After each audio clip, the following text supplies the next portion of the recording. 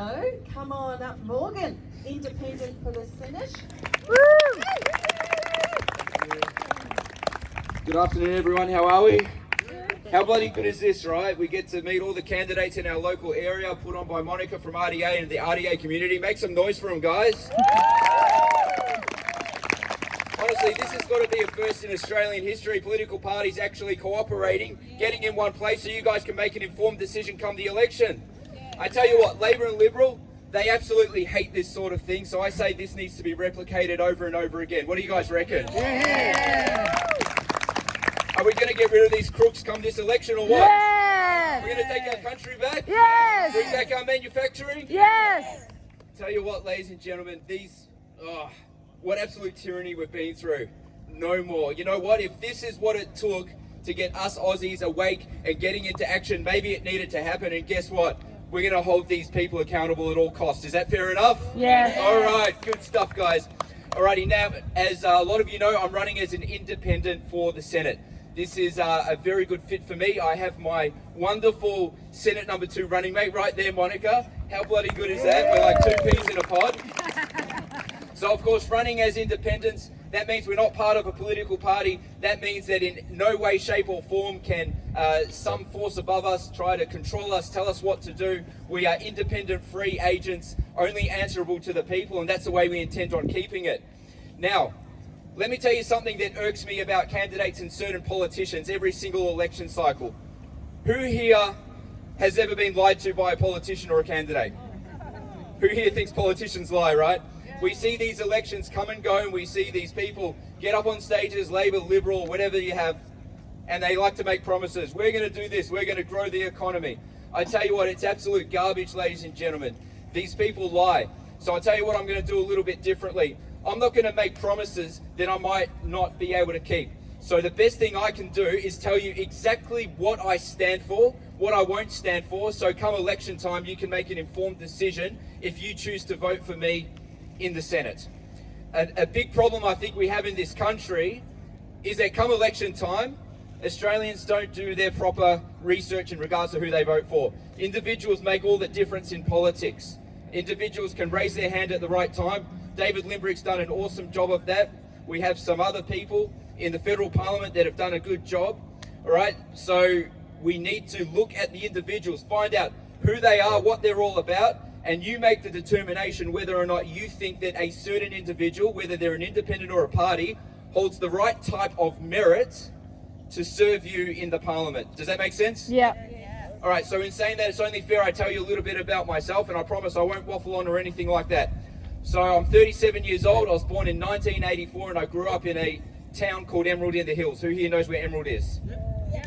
All right, a little bit of a different time back then. Everything we had in our household, minus our electronics, were made in Australia. Our cars were made in Australia.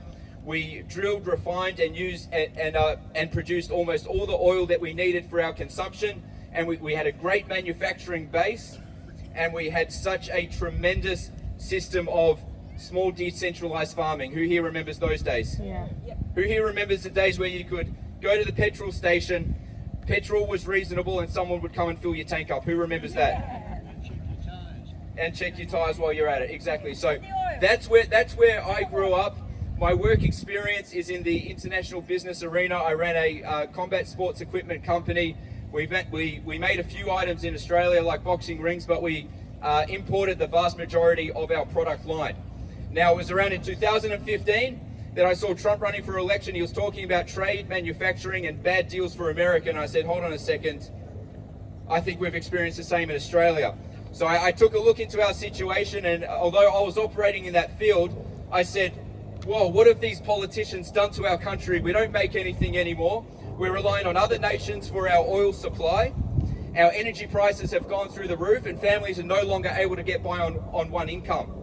I said, something's gone seriously wrong. So I started digging, I started researching. I was absolutely disgusted by what I found and what I learned about what our politicians have done to us over the decades, from the 70s with the signing of the Lima Declaration, the offshoring of our manufacturing base, and ultimately transferring our dependence as a nation into foreign hands, such as the United Nations, World Economic Forum, and foreign multinationals. Who here thinks that's a massive problem? Massive. Massive problem, right? They've stolen our autonomy from us. They've stolen our dignity and our independence. All right, so knowing what I knew that I had to do something. I made moves to get out of my industry. I scaled it back, I worked odd jobs, and I started taking measures to use my voice to be part of hopefully the solution in this country. I did a lot of digging. I spent years of reading and understanding our policy in Australia before I decided to even mention anything publicly. I didn't want to be one of those people that gets on the internet and starts saying something not having any idea what they're speaking about. So I spent years preparing, and by 2019 I said, yep, I'm ready. I took aim at my first target, which was the Premier of Victoria, Daniel Andrews, and I hosted my first rally calling him out for his inappropriate relationship with China, the selling of the Belt and Road Initiative, and putting our sovereignty and security at risk. I called him out in 2019, and I said, I'm going to keep going after this guy. This guy's an authoritarian, and if he gets the chance, he'll lock us up, he will seize power, and we're going to have a really tough time with this guy. Well, guess what? A couple months later, COVID hits, and here we are now. Daniel Andrews seizes power. Those like him around the world use this opportunity to exploit their power and to screw us all over, stealing our rights from us under the guise of public health, which we think is absolute garbage. Is that fair enough? Yes. Absolute garbage. All right, so I got started on that. I attended almost every anti-lockdown protest, the most dangerous ones, arrested a bunch of times, spoke at the biggest ones, ran over 170 episodes of MCJ Report. I said, I'm gonna take it to this government. But my ultimate goal the entire time from when I first woke up to how badly we've been screwed all those years ago was to run for office. Finally, we're here. So I want to tell you a little bit about what I stand for. I'm happy to take certain things a little bit further than maybe some other candidates. Now, I'm an independent. No one is controlling me. No one's telling me what to do. I'm answerable only to the people. And this has been my dream for nearly 10 years now. From 10 years ago, I knew I wanted to give back to Australia. This is how I want to give back. All right, so let's just get COVID out of the way, right? COVID-19. I don't think it's enough to simply end mandates and end restrictions. Any government or business that imposes COVID-like restrictions or mandates on anyone should be guilty of a criminal offence. Do we agree? Yeah. Criminals.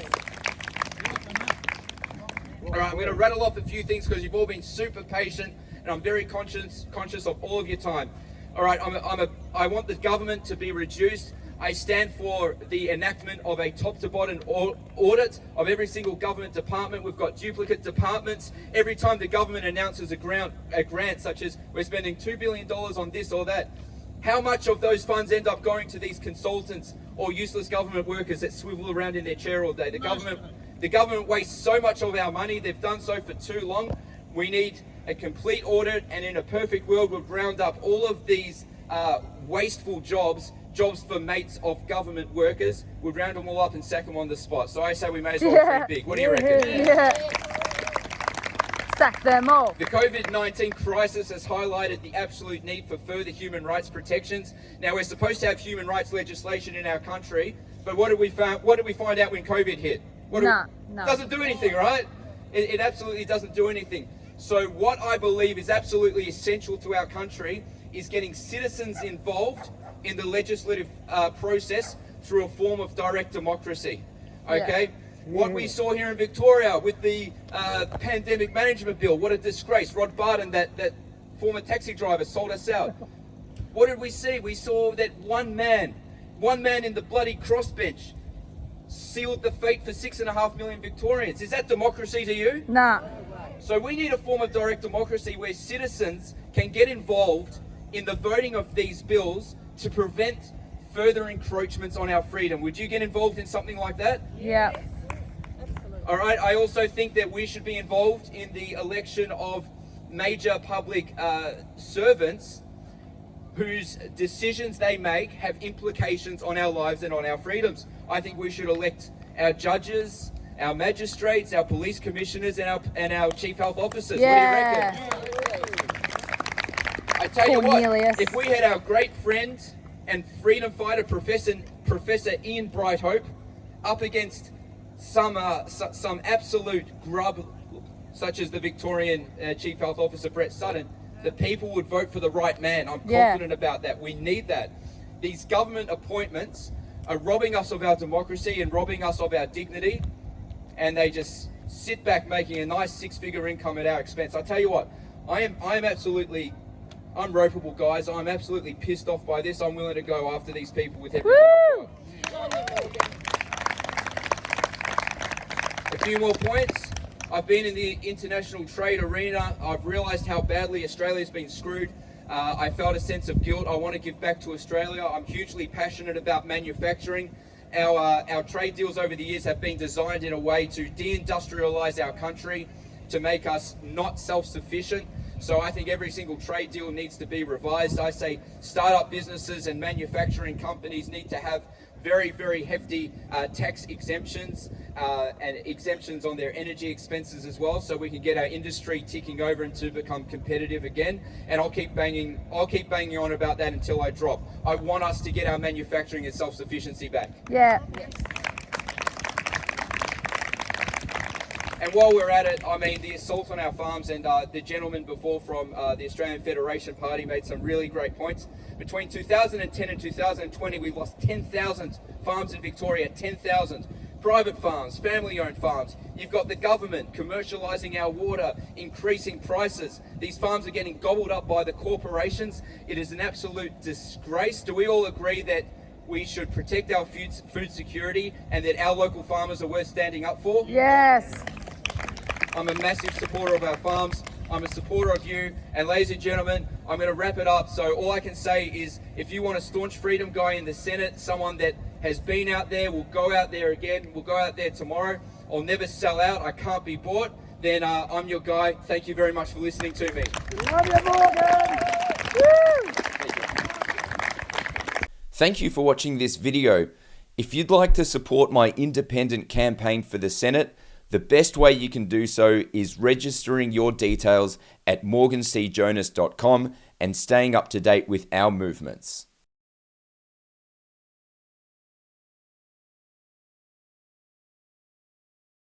Authorised by Morgan Charles Jonas, Independent for the Senate, Melbourne.